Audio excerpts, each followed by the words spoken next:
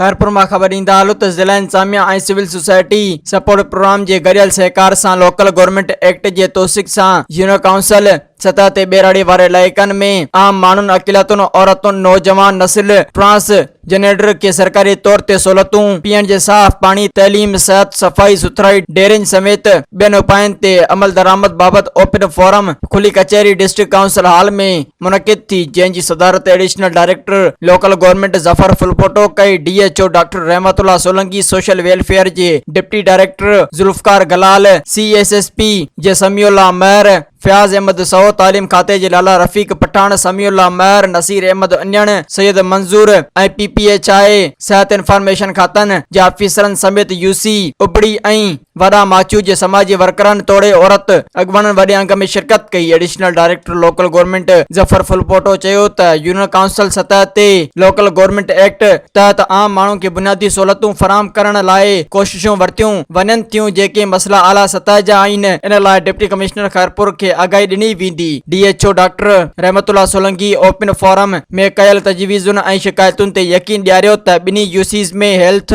Centre ऐं ॿिया मसला आहिनि। इन लाइ ऑफिसर मुक़ररु करे इंक्वायरी रिपोर्ट तहत ॻोठनि में सेहत जूं सहूलतूं फराहम कयूं वेंदियूं।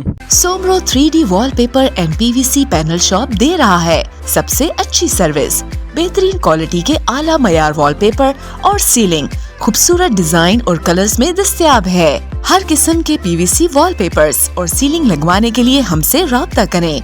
हैदराबाद, कासिमाबाद, लतीफाबाद, जामशोरो, मीरपुर खास और सिंध के मुख्तलिफ शहरों में सर्विस मौजूद है। Soomro 3D wallpaper and PVC panel. राब्ता नंबर रंजन अली सोमरो 0333 370 2516, व्हाट्सएप 0333 370 7886। मज़ीद ख़बरनि ऐं तफ़सीलात लाइ विज़िट कयो असांजी वेबसाइट www.awamiNewsHD.com ऐं ॾिसंदा रहो अवामी न्यूज़ HD।